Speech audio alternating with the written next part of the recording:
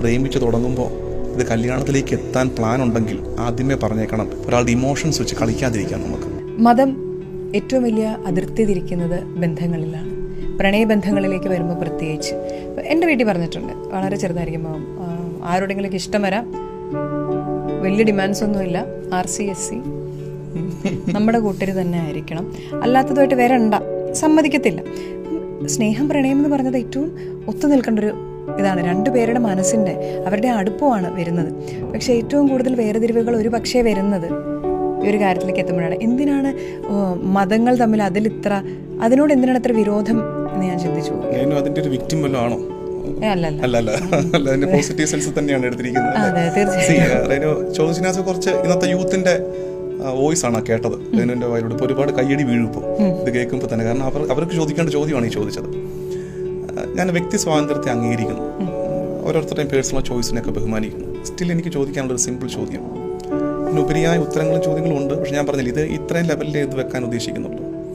നമ്മളൊരാളെ ഇഷ്ടപ്പെടുമ്പോൾ എന്താണ് അയാളിലേക്ക് നമ്മളെ ആകർഷിക്കുന്നത്? നമ്മൾ തമ്മിൽ എവിടെയൊക്കെ കോമ്പാറ്റബിൾ ആകുന്നുണ്ട്, എവിടെയൊക്കെ ചേർന്ന് പോകുന്നുണ്ട്. ഇഷ്ടങ്ങൾ, ലൈക്സ് നമ്മൾ നോക്കും, ഒരേപോലെയൊക്കെ ചേർന്ന് പോകും. എൻ്റെ അത്ഭുതം എന്താണെന്നറിയാമോ? അത്തരം ഇഷ്ടങ്ങളുടെ ലിസ്റ്റിൽ എന്താണ് എൻ്റെ ദൈവവിശ്വാസം വരാത്തത്?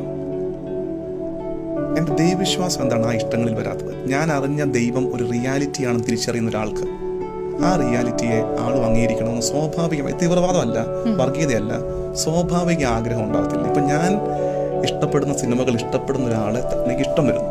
അപ്പം ഞാൻ ഇഷ്ടപ്പെടുന്ന ഒരു ദൈവത്തെ ആൾ ഇഷ്ടപ്പെടണമെന്നും ഞങ്ങൾ ഒരുമിച്ചിരുന്ന് പ്രാർത്ഥിക്കണമെന്നും ഞങ്ങളുടെ കുഞ്ഞുങ്ങൾ ആ ഫെയ്ത്തിൽ വളരണമെന്നും ആ ഒരു പ്രയോറിറ്റി ഫീൽ ചെയ്യാത്തിടത്ത് ഇത്തരം കാര്യങ്ങളൊന്നുമില്ല. അത് ഫീൽ ചെയ്യുന്നവർ അതങ്ങനെ കാണട്ടെ എന്നെനിക്ക് പറയാനുള്ളൂ. അതായത് എൻ്റെ പ്രയോറിറ്റി അതിനകത്ത് പ്രശ്നം ഒരു പെരിഫറൽ സ്പിരിച്വാലിറ്റി ജീവിക്കുന്നവർക്ക്, ഫ്ലെക്സിബിൾ, അങ്ങോട്ടും ഇങ്ങോട്ടും ആടുന്ന, എന്തും ചിന്തിക്കുന്ന സ്പിരിച്വാലിറ്റി ഇത് വിഷയമേ അല്ല.